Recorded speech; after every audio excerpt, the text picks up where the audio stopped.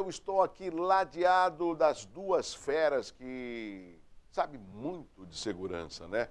Aqui à minha esquerda, o Amazor Ribeiro, ele que já esteve aqui algumas vezes, especialista em segurança, ele que já tem aí no seu currículo mais de 30 cursos de segurança, palestras, conhecimento de várias guardas municipais nos municípios aqui do estado de São Paulo e até fora do estado de São Paulo. Esse aqui é meu amigo Márcio Harrison, amigo de longa data, que eu pedi para que ele continuasse, né? Eu queria discutir o tema segurança, porque, amigos do Hora Geral, porque nós estamos num momento tão difícil e que às vezes as pessoas falam assim, cadê a polícia? Não tem viatura. E nós estamos num momento, me desculpa, em que nós precisamos nos comportar de uma forma para até despistar o bandido, o marginal, para que a gente não corra tanto risco, né? É impressionante. E estamos no século XXI, onde a gente tem um grande número de informação. Quem esteve aqui essa semana, Amazor, foi o delegado do 3º Distrito Policial, o Jorge Cruz, que o Márcio Harrison conhece muito bem, e ele alertava sobre algumas ocorrências e tudo mais, né? E fazia até um alerta com relação a esse período que nós vamos viver, que é o período de carnaval. E, Amazor, que dicas, ou quais as dicas iniciais que você poderia até passar ao nosso público internauta e telespectador com relação ao carnaval, onde todo mundo quer se divertir e tudo mais, e não se preocupa com seus pertences, não se preocupa com a sua própria vida? Perfeitamente, Douglas. Antes de mais nada, agradecer mais uma vez a participação. É um prazer recebê-lo aqui. Participação mais numa condição de informação, de orientação, né? Sim, essa é isso que está aqui focando. E eu posso já adiantar o seguinte: cidadão, ele está de férias, ele está de folga, num feriado prolongado. Ele tem que entender que ele está de férias, de folga ou num feriado prolongado. Mas a lei não está de férias. A lei continua sendo exigida da mesma forma. E o cidadão, numa falsa interpretação do que é democracia, e ele acha que isso aí pode ser traduzido em qualquer lugar que ele esteja, seja num bloco, seja na praia, seja numa área de lazer comum. E por muitas vezes, quando acontecem esses distúrbios que nós estamos acostumados a ver diariamente, né? Não é só exclusividade da Baixada, mas em todo o Brasil. E o que falta é justamente essa antecipação da orientação para o cidadão. Você acha que nesse caso, Amazor, as prefeituras deveriam fazer um trabalho de prevenção, ou seja, alguma campanha nesse sentido, até para informar o turista e a população? É uma obrigação fazer isso. Porque a partir do momento que está se orientando, está informando, o cidadão ele já preventivamente, numa condição até automática, ele já começa a pensar na sua segurança primária dele. O que a gente vê mais são as campanhas, principalmente do Corpo de Bombeiros, tem até uma frase emblemática, né? Sim.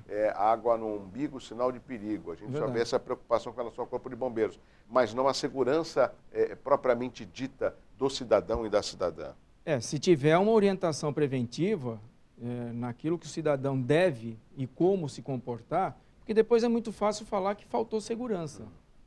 Mas se o próprio cidadão não cumpriu o que está previsto na Constituição, que é a responsabilidade dele também na condição de segurança, não adianta depois reclamar que a polícia falhou ou que algum órgão público de alguma instituição policial falhou, que a própria segurança primária, que o cidadão também devia empregar, ele abandonou a ideia e não se preocupou, vamos dizer assim, porque ele está de férias, ou está de folga, ou está num feriado prolongado. Agora, Márcio, você conhece muito bem, você é aqui da região, é um jornalista, um cidadão santista, conhece a região, e sabe que nós temos um grande número de turistas que acabam indo para o litoral sul.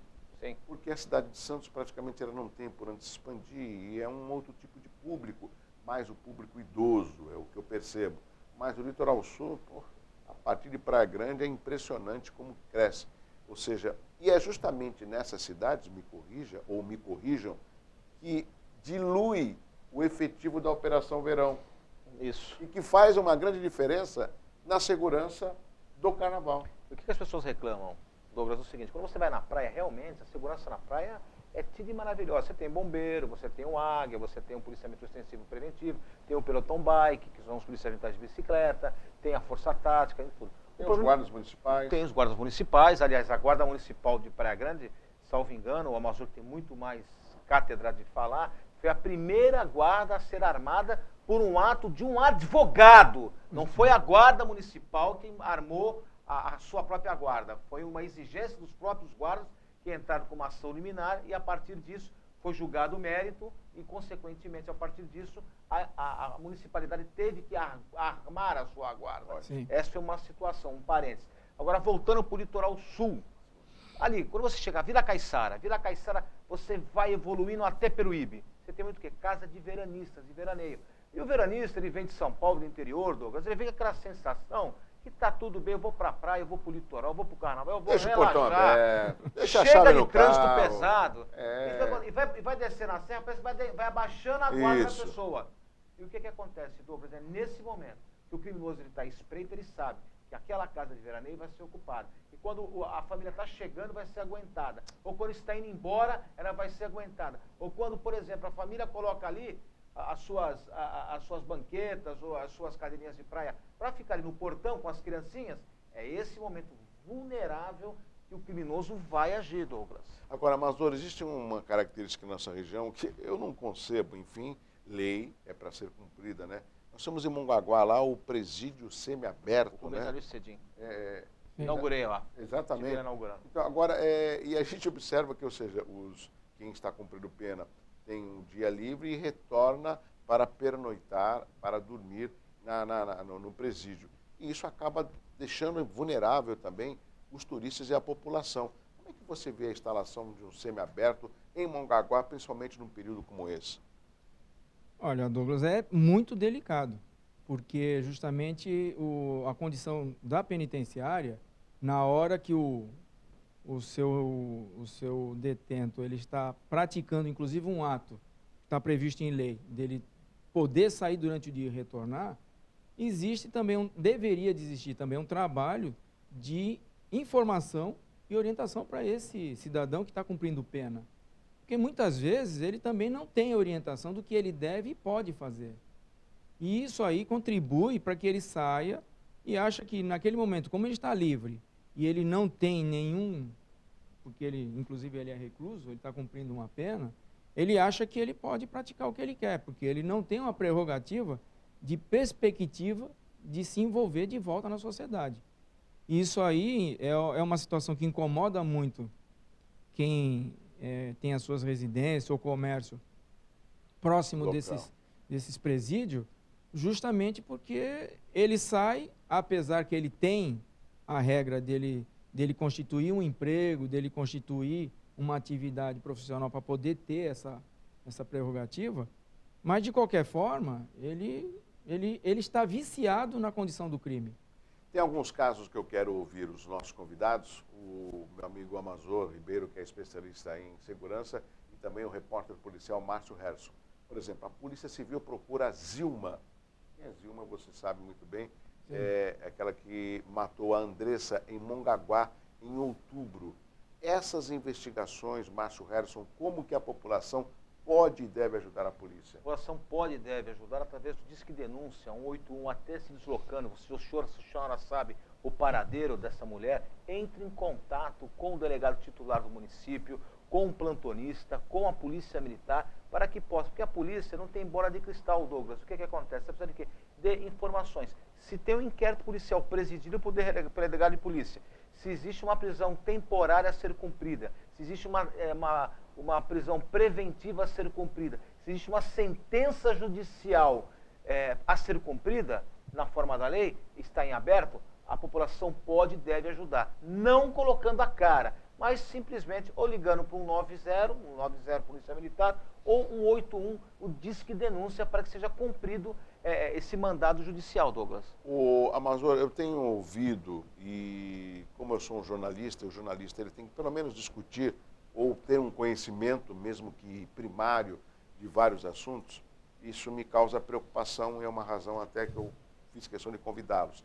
Eu tenho ouvido muito, logo aqui vai ser igual ao Rio de Janeiro por causa das características. E isso me preocupa. Por quê? Porque as nossas cidades da região metropolitana, elas são conurbadas, ou seja, elas são próximas. Às vezes você não sabe se você está em São Vicente ou está em Santos. Você não sabe se você está em Praia Grande, você está em Mongaguá, por exemplo. E essa característica, inclusive, de uma cidade plana, o grande número de moradias subhumanas, que antigamente chamavam de favelas, né, que é significativo na nossa região, também acaba proporcionando um cenário semelhante ao Rio de Janeiro. Essa preocupação, você, quanto especialista em segurança, tem por morar na região? Já ouviu essa preocupação também por parte da população? Ou não temos que nos preocupar, como, por exemplo, que vem acontecendo no Rio de Janeiro, Amazor? Nós temos que nos preocupar. Isso aí é um fator que vem avançando dia a dia e a gente sempre bate numa antiga regra. Se a região é uma região metropolitana, por que nós não vamos pensar em tudo em condições metropolitanas? Não adianta cada cidade tentar reagir dentro da sua particularidade, que é aquilo que você falou. Elas são interligadas, são próximas, são situações preventivas que pode ser aplicado numa cidade, vamos dizer assim, que nem São Vicente, próximo de Santos. Sim. E essa condição vamos dizer assim, das favelas evoluírem, acabam favorecendo, infelizmente, uma condição da criminalidade. Porque a criminalidade naquela região ali, ela vai ocupar justamente o lugar que o Estado não ocupa. Ele vai começar a fazer para aquela população justamente o que o Estado está deixando de fazer. A atenção até numa condição de assistência social, uma condição até de se envolver na condição de educação, de mobilidade naquela região, e o Estado perde para a criminalidade porque ele acaba se envolvendo. Agora, Márcio, eu vejo, você tem os consegues em Santos, você tem um sistema de monitoramento que é praticamente um exemplo em Praia Grande, você tem a agência metropolitana, você tem o CONDESB, que congrega os 9 prefeitos, você tem a UVEBS, que é a União de Vereadores da Baixada Santista, você tem a OAB, mas você não vê esses órgãos se fundirem para discutir, por exemplo, um tema que é segurança. E mais, meu amigo Márcio Herson, amigo do Hora Geral, nós somos uma região metropolitana. Os problemas são metropolitanos. Será que as soluções não são metropolitanas? Ora, Douglas, eu penso assim, eu acho que todos os entes que trabalham com segurança pública e justiça pública deveriam estar numa mesa, que nem aqui, assim, bem grandona, com várias cadeiras. Tinha que sentar o juiz, o promotor, o desembargador, o procurador de justiça do município, do estado, o governador, o juiz do juizado especial criminal, o juiz da vara criminal, o promotor do grupo de operações do GAECO, todos eles numa mesa e discutir os prefeitos em especial, e discutir os seus problemas de segurança pública e resolver. Hoje, você fala em segurança, você falou agora do Morro São Bento, eu já vi viatura do bombeiro ter que descer, não, aqui você não vai socorrer ninguém, desce, porque aqui a gente não quer vocês não, viatura dos bombeiros, isso no Rio de Janeiro? Aqui, no Morro São Bento, Douglas, no Morro São Bento, em Santos aconteceu, isso porque eu acompanhei, viatura do resgate tem que descer a tiro de fuzil, eu já vi isso acontecer. Carro de entrega no Morro do São Bento muitas vezes é roubado. Detalhe, 99,999% das pessoas que ali residem, pessoas de bem, trabalhadoras, honestas, dignas, que têm que se submeter a essas situações. Então, o problema hoje, acho que é crise de autoridade, Douglas. Por que crise de autoridade? Hoje a polícia tem armamento, tem viatura, tem até inteligência. Mas muitas vezes o policial, ele deixa de agir. Se eu for agir, se eu for sacar minha arma, se eu for dar um tiro, eu vou responder uma sindicância, eu vou para a corregedoria, eu posso ser denunciado pelo Ministério Público, eu posso... E aí, a minha família, como é que fica? Eu sou um policial militar, um policial civil, vou para o Romão Gomes. E aí, como é que eu faço? Então, o policial, muitas vezes, ele fica inerte, com medo de agir. E muitas vezes o policial morre, porque ele ficou com medo de agir. Eu acho que isso é extensivo ao guarda municipal, que põe a cara, é o que eu sempre falo, para a população, eu fui assaltado. Eu não quero saber se você é policial civil, militar, se você é guarda municipal. Você não está com uma viatura, você não está com giroflex, você não está fardado, rapaz. Eu não quero... Não, mas eu não tenho arma. E aí, como é que você explica para a popozinha que foi assaltada? Exatamente isso, Márcio.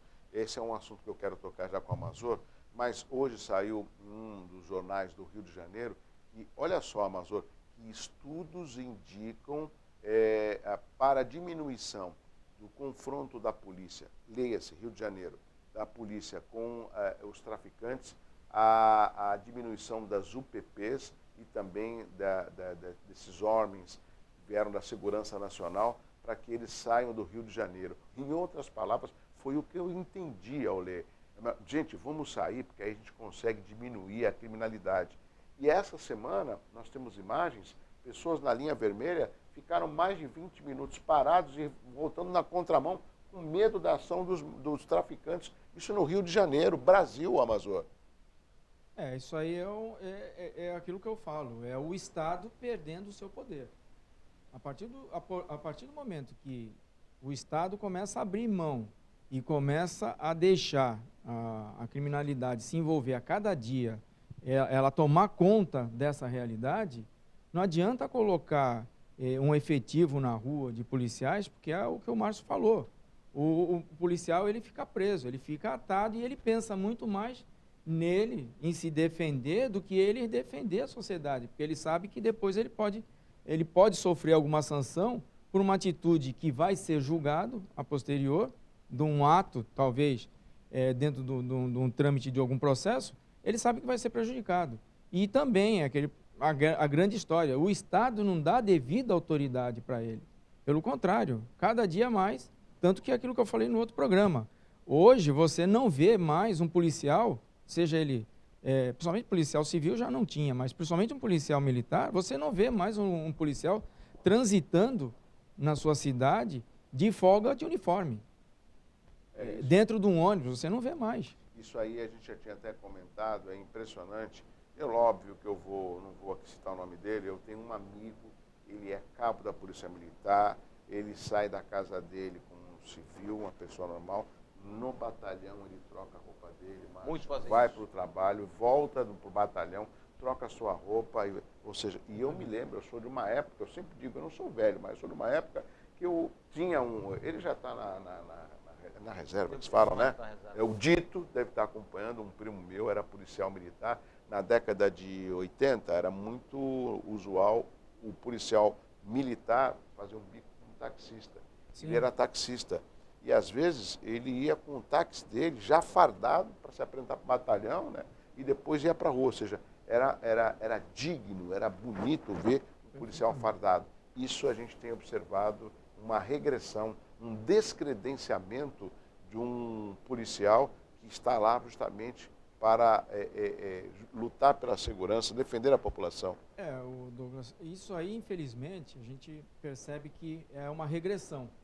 Porque se você pegar o que está previsto no Sistema Único de Segurança Pública, toda a temática que está descrita ali, que inclusive é desenvolvido pela Secretaria Nacional de Segurança Pública, junto com o Programa Nacional de Segurança Pública, o que está previsto ali tem a descrição exata do que o Estado e o que o município deve fazer. Aquilo ali não foi inventado porque alguém quis inventar. Artigo 144 da Constituição Federal. Né? Entendeu? Então, aquilo ali é para ser aplicado. Só que aquela história, cada um acaba se defendendo, jogando a culpa só em determinadas, ou em cima da segurança pública, porque eles acham que a segurança pública resolve tudo, mas não é que resolve tudo. Mas aonde falta a ação do Estado é aonde a criminalidade vai agir. Amazônia, um outro assunto também que eu acho que eu até comentei com vocês fora do ar, mas eu vou até reprisar. Por exemplo, a importância dos GCMs, são os guardas civis metropolitanos que, no meu entendimento, Márcio Harrison, poderiam e deveriam ajudar muito. Eu vejo uma atuação da GCM de Praia Grande. Sim. Como o Márcio falou, Praia Grande, acho que daqui da região, é a primeira a estar armada. Não conheço outra GCM na nossa região que esteja armada. Bertioga tem? Bertioga também está armada. Mas tem um efetivo de quanto? Você tem uma ideia? Quantos GCMs? Lá não conta com 100 GCM. Não conta com 100. Não. Mas, por exemplo, a cidade de Santos, que é a cidade polo, pelo menos é o que eu ouço, da Baixada Santista, ela não tem o GCM, ele não é armado. Não. Mas, por exemplo, tem algumas cidades, São Sebastião, litoral norte, é armado. Sim. Eu tive já faz um tempo em Bragança Paulista, acho que foi um dos primeiros municípios ao guarda municipal estar armado. Muito boa a guarda de lá. Exato. Muito boa. Sorocaba. Muito boa. Paulínia também, Sorocaba. Diadema. Entendeu? Então, eu observo que o índice nessas cidades onde a GCM é armada, o índice é bem menor se comparado em outras cidades que não é armado. Tem esse diferencial, o Amazônia? Tem, não deveria de ter, porque a Lei 13022 é justamente para padronizar a atividade policial do Guarda Civil, que inclusive tem aí para mostrar essa lei, a 13022, que constitui a Polícia Municipal. Só que é uma condição do município regulamentar esse perfil do que a lei determina, só que é aquilo que eu sempre falo. A Guarda Municipal, ela não pode ir para a rua simplesmente como mais uma força policial para cometer os mesmos erros. Não. Não, lógico. Ela tem que ser capacitada, ela tem que ser armada, efetivamente para ser colocada no policiamento, como determina inclusive a lei, mas infelizmente tem alguns municípios que o gestor, ele cria restrições para não atender a lei. A partir do momento, no meu entendimento, que ele está deixando de atender a lei... Ele está deixando a população vulnerável à criminalidade. E também ele está entrando num estado de improbidade. Porque não está cumprindo a lei. Porque a lei está sendo, vamos dizer assim, não está sendo atendida. Agora, essa situação, desde 2014, em vários municípios do Brasil, já vem sendo dificultada, porque eu penso na seguinte forma,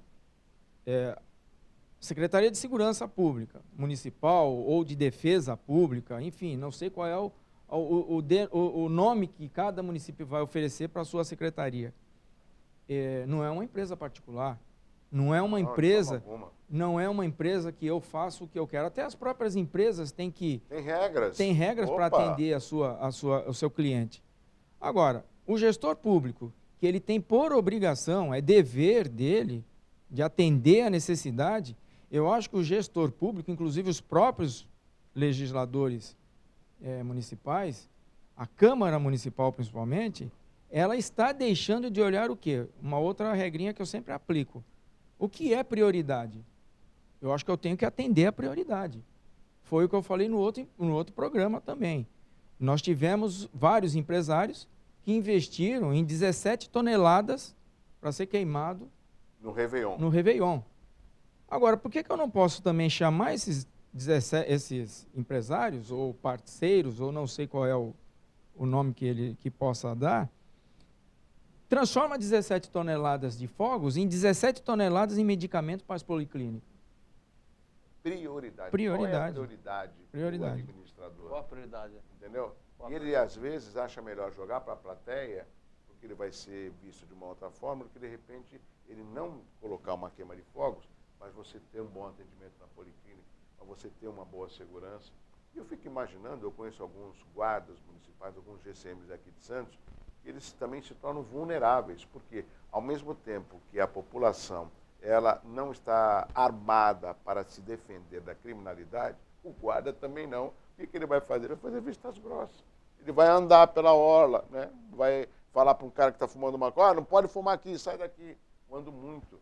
Né? Exatamente. O Amazor, que conhece muito dessa parte, da Lei 13.022, eu estava conversando com ele agora em off sobre a questão do usuário entorpecente, o artigo 28 da Lei 11.343.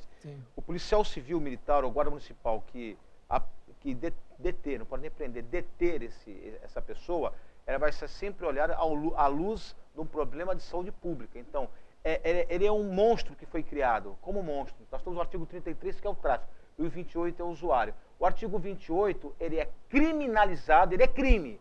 Artigo 28 da Lei 11.343 é crime, porém ela é despenalizada. O que eu quero dizer com isso, Douglas? Ela não tem pena.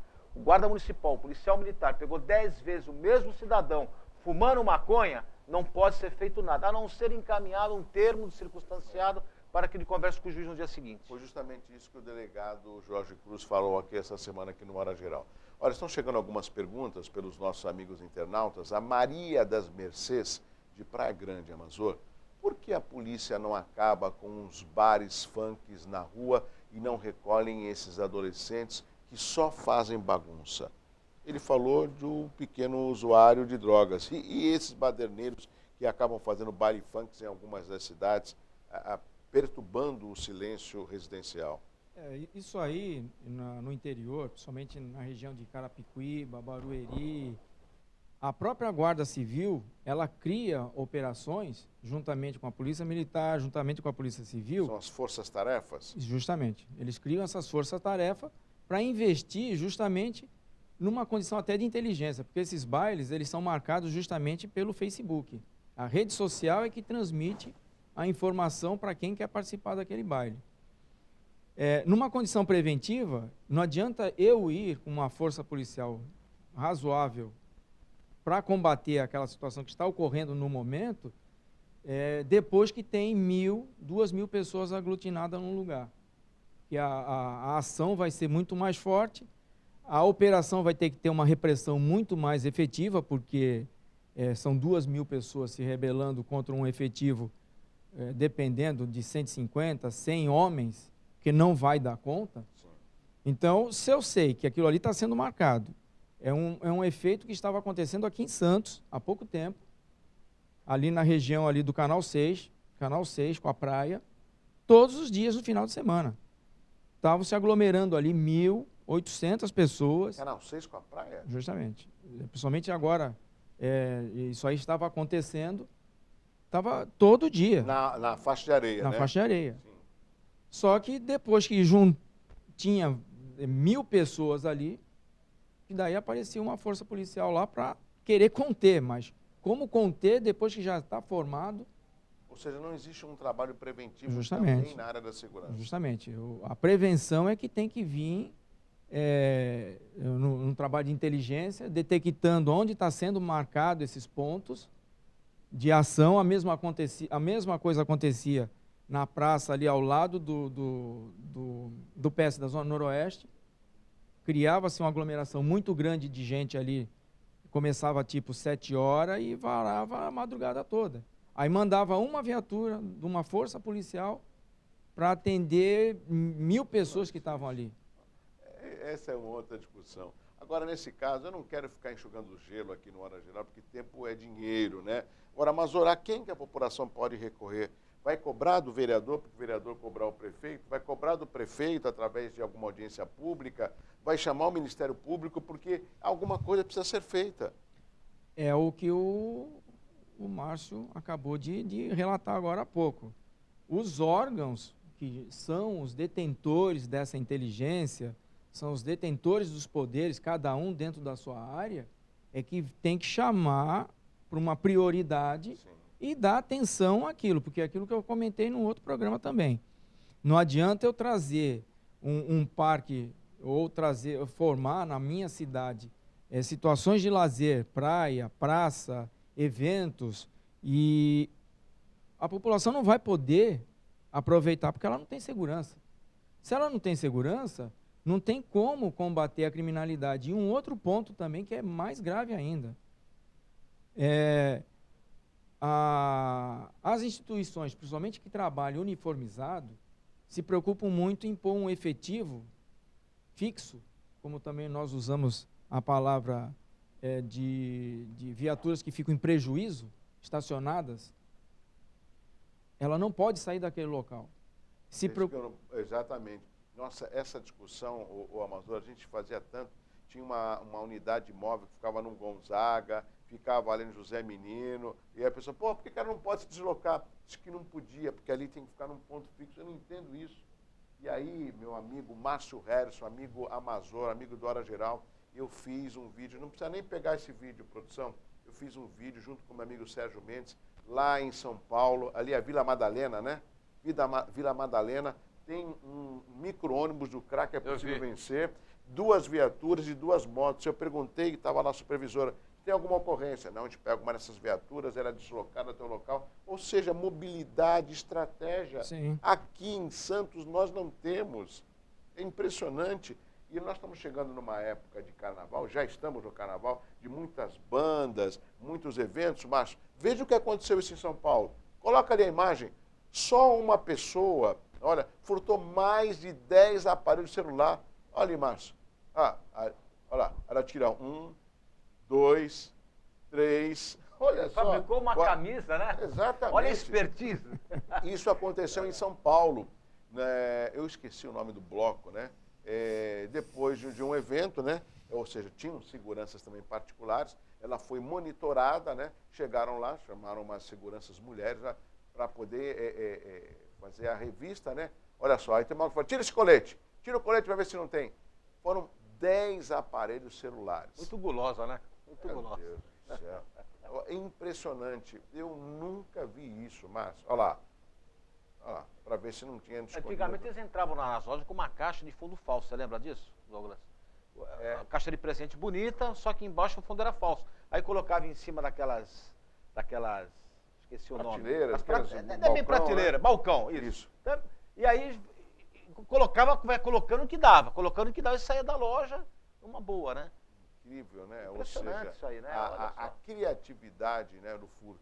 Agora, Márcio, aproveitando aqui a sua participação também junto com a Amazon, eu queria que você falasse sobre o perigo em vender produtos pela internet, que é o caso do homem que negocia produto pela internet e é roubado por clientes. O caso da corrente de ouro, você está falando? Exatamente. Então, isso é extensivo à corrente de ouro, isso é extensivo a celulares. Eu já fiz casos onde a pessoa anuncia nesses aplicativos aí e se encontra em determinado local. Aí quando chega em determinado local, o criminoso ele quer ver a mercadoria, ele aprecia, está ali inclusive na tela, vai apreciando aquele negócio todo e aí ele saca da arma e anuncia que trata-se de assalto.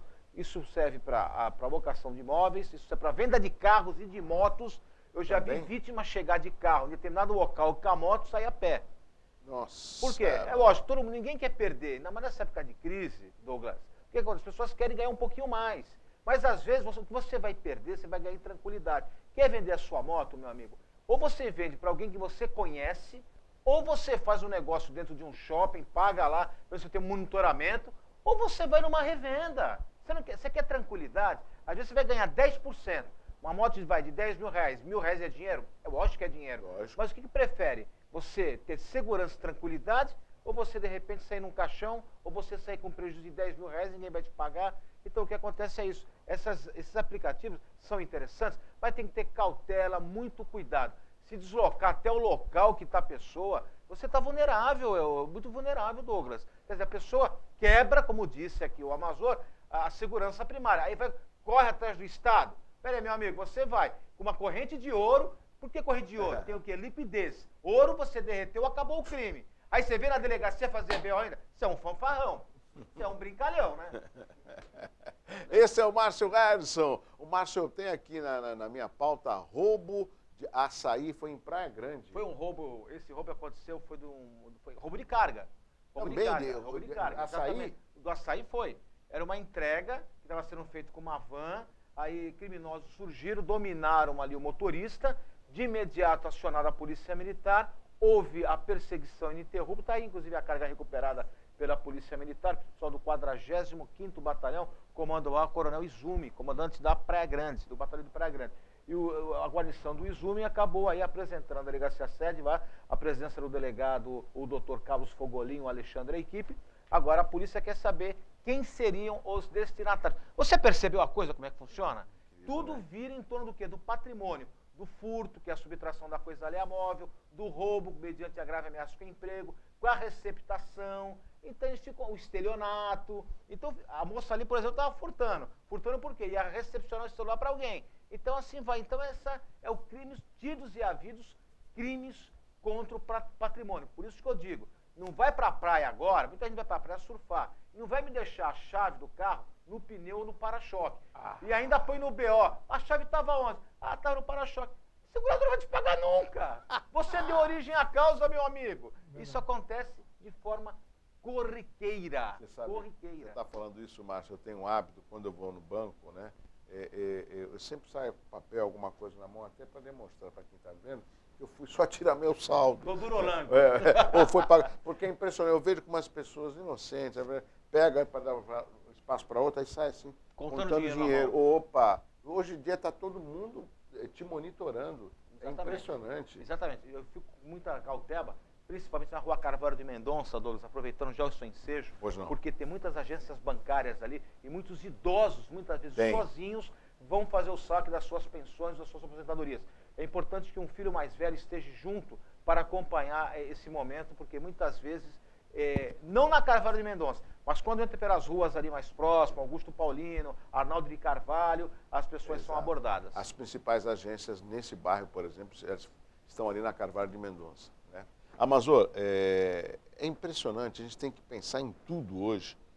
Né? Você acha que isso é sinais dos tempos, ou somos nós que temos que ter um comportamento diferente na carência de projetos de segurança que deveriam ser implementados nos municípios? Justamente, o que a gente percebe é que os conceitos morais, os valores morais da sociedade, ao longo do tempo, ele está se perdendo. E isso aí contribui muito mais aonde? Numa ação criminosa. É aquilo que eu falei, não adianta criar uma cidade extremamente sofisticada, uma cidade extremamente cheia de eventos, e a segurança não fazer a parte da tranquilidade do usuário. Volto a repetir, é como as forças policiais. Elas se preocupam muito em pôr a grande maioria do seu efetivo naquele local, naquela região, como o Márcio mesmo falou, uniformizado, em uma condição totalmente ostensiva. Mas se essa força policial manter um trabalho de um efetivo, eu não digo igual, mas um efetivo também, para se manter um trabalho um trabalho reservado de uma investigação, porque é aquilo que eu falo, nos grandes, como aconteceu a situação dos blocos aqui no Canal 2. É responsabilidade do organizador do bloco, isso está previsto em lei, dele ter o seu corpo de segurança para poder o bloco ir para a rua. É responsabilidade dele. Eu tenho uma teoria. Tem responsabilidade, mas eu nunca vi. Eu tenho uma teoria, quando o Douglas, aliás, quando o Amazor terminar, eu queria dar uma parte e uma opinião. Esse negócio de banda, assim, me perdoe o telespectador e você, Douglas. É a maior vergonha lamear o nome da cidade com esse tipo de situação. Verdade. Isso tem solução. Sim. O que você tem que fazer? Você, que é o dirigente da cidade, pode fazer. Confinar essas bandas.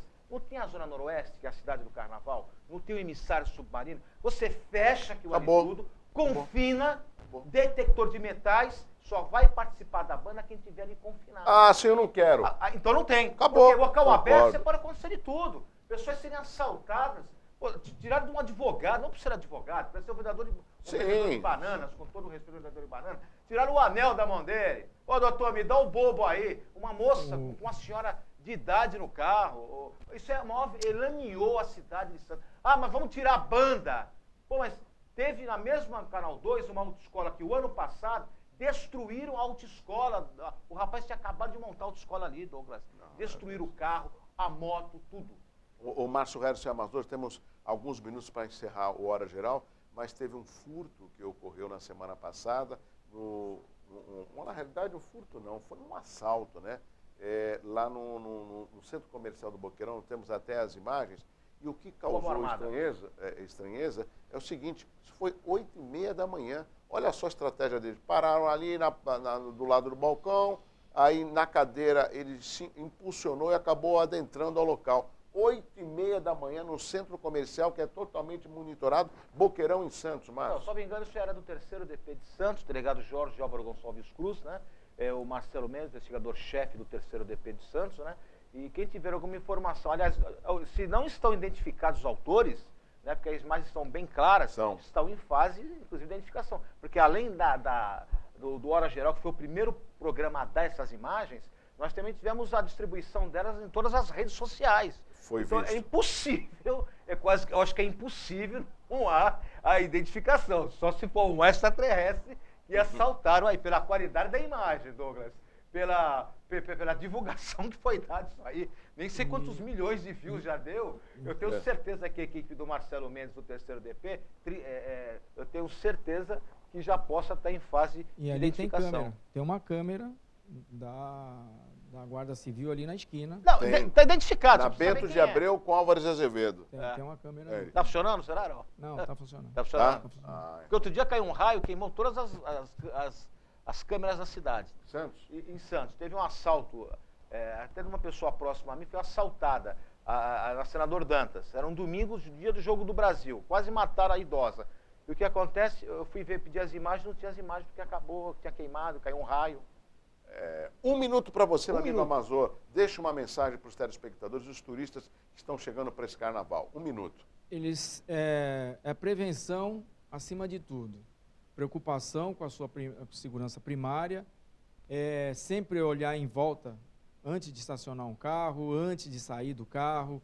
Quando chegar próximo do carro, quem estiver nas imediações, sempre chamar essa atenção e procurar não ir para esses locais com o exato espírito de diversão, de lazer, de tranquilidade. Não como aconteceu o fato do posto de gasolina em São Paulo, que um grupo de foliões acabou gerando uma tragédia, que o próprio frentista se utilizou de uma arma e ocasionou aquele dano todo. Então, essa população que venha, se oriente na nossa cidade, acaba se informando daquilo que tem que fazer, as orientações, inclusive, de caminhos para retorno. Enfim, com relação a guardadores de veículo também, muito cuidado, porque eles acham que estão guardando, mas, na verdade, estão observando todo mundo. No final de mais uma edição do Hora Geral, e você sabe que todos os temas importantes, eles estão aqui no Hora Geral. Obrigado, meu amigo Márcio. Quero você. Tem alguma mensagem ou não? O menos é mais. O menos é mais. Márcio Harrison, repórter policial aqui do Hora Geral. Amazor Ribeiro, especialista em segurança. E este é o Hora Geral, nas redes sociais, na TV Ilha do Sol, no canal do YouTube, no Facebook, no WhatsApp 981387000. Tudo isso é feito para você. Um abraço assim, ó, muito forte e carinhoso. Tchau, tchau.